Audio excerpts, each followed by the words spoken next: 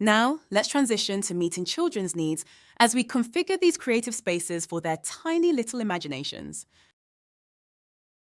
Let's explore why each type of center is important. We've reviewed some of the physical, cognitive, social, and mental benefits that children receive while playing in each center. You'll have a chance to decide which centers you have the capacity to incorporate into your center. When children play with blocks, there are no scripts and no rehearsing. They could have limitless play, all based upon their imagination. Fine motor skills are the coordination of small muscles along with hand-eye coordination.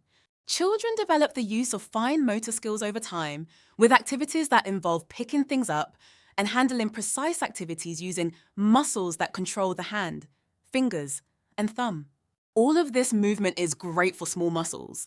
Patterns and movements related to the skill development are happening all the time in the blocks area. As children reach, bend, kneel, and handle the blocks, they are strengthening their large muscles. Parallel play is when two children are seated side by side, playing with the same types of blocks, and yet are building on their own. This type of behavior is frequently seen in the block area. This important behavior can be seen as modeling. Children can get ideas from one another without working directly together. Within the blocks area, we see that children are engaging in mental planning and problem solving, both of which are important skills to have and carry forward in life. Children strengthen cognitive skills because they need to understand ratios as they are building different structures and make sure that the blocks are stable and don't tumble over. By applying reasoning skills, including cause and effect, children learn which tactics will work and which will not work. Children can interact together if the space is big enough for more than one child to participate in a block building project. As children work together, they develop vocabulary skills as well as social skills in order to cooperate with one another. Teachers should be careful not to direct the play of students. Instead, being active observers allows the child to work out their own creative processes. Play is a very important part of children's development. When children have the opportunity to participate in dramatic play, you never know what scenarios will emerge. If a child is alone in the dramatic play area, this is considered solitary play. The child will need to create their own conversations and keep whatever scenario they have in their mind going by themselves. Children enjoy learning all about the world by being given the opportunity to try on different roles. They act out what they have seen or what they want to be. There may also be children who enjoy being observers. This means that they only want to watch others play. This behavior is frequently seen in children who are a little bit younger or maybe a little shy. Teachers should not feel as if they need to pressure a child who would rather be an observer to others who are playing. Within this play center, children develop negotiation skills as well as communication skills. One child could suggest a play scenario, and the other child could choose which character they wish to play during the day's adventure. Beyond this, they have an opportunity to understand what different characters do. Teachers who are observing children in this area can ask questions that help the child deepen their understanding on different roles, which may be in the dramatic play area. Children are constantly exploring the world around them. Their naturally inquisitive nature is what allows them to take in so much information in their early years and continue to grow cognitively, socially, and physically. Science and sensory will allow your children to explore sight, hearing, smell, touch, and maybe even taste.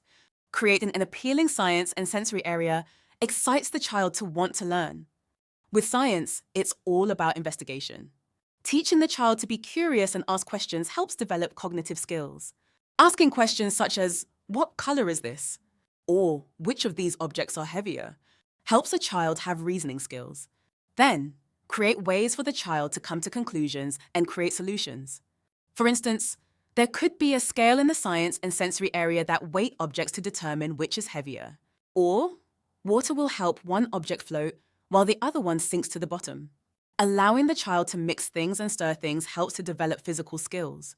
Children also get the opportunity to strengthen hand-eye coordination as they use tweezers and pick up smaller items to be explored under a magnifying glass or microscope. Incorporating sand and water help children understand scientific principles, such as cause and effect, as well as gravity. We've discussed touch and sight, but here are some ideas for incorporating other sensory into this center. Smell. Some plants have beautiful aromas. Think of orange peels or eucalyptus leaves. Adding these into the sensory area will allow child to explore smell in a scientific way. Take caution to ensure there are no allergies before adding certain foods or aromas to your sensory center. Under the direction of a teacher, children can explore different tastes in the center. Teachers can create an activity to ask the child which one is better and which one is sweet. First, the teacher can use lemons. Then, add in sweetener, change the taste to lemonade. Music can be a great way to incorporate hearing sensory into a learning center. Some instruments make louder sounds, and children can even be directed to make their own instruments. Add in puzzles, math, and manipulatives is common in Montessori because this type of center effectively prepares children for higher mathematical problem solving and reasoning. Manipulatives are great for helping a child with hand-eye coordination activities, as well as developing fine, gross motor skills. Using manipulatives can help a child learn how to count and even how to add, subtract, and multiply numbers. Keeping things organized is the key. Invest in boxes that will allow you to separate like items. This will help with lesson planning and help the child stay focused on one activity at a time.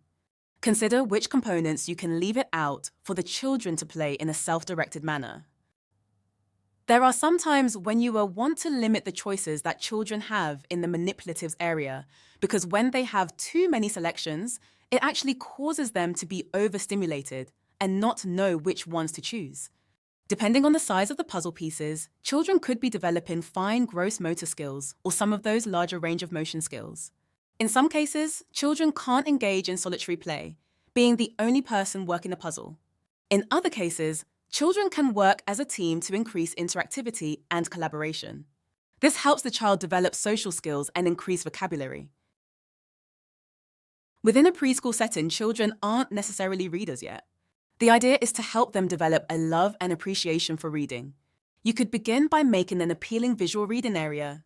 This means creating posters that go on the wall which match the themes of the books in your collection. Then, you can organize your books in bins. These bins should be based upon reading level.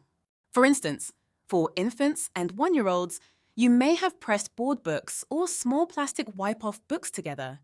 Create an inviting area where children can sit down and read quietly. They can do this in small furniture made just for them, or by having comfortable places to sit on the floor and read their book. Consider using props such as bean bags and large pillows to help the child feel more comfortable while they're reading. Pairing children up to read together can be helpful, especially if one child reads better than the other. Children can take turns and finish reading a whole book. Sometimes, when children read independently, they flip through the pages, not really finishing a book. If you plan to incorporate audiobooks into your library, you will need a stationary table with audio supplies. Creating art can be something that the child takes home, or something that is used to decorate the center. Remember, art can be traditional drawings and painting using various techniques. Or it could also be classified as 3D when creating sculptures or by pasting objects onto a page in order to create a new design. This area is another great opportunity for children to exercise their fine motor skills as they cut using the scissors and squeeze glue from its container. When children have an opportunity to hold crayons, pencils, and pens, they continue learning dexterity. You can also add things like yarns and fabrics to give the child more opportunities to be creative in this area. That's a wrap for this section. Keep following on to learning even more about this important subject.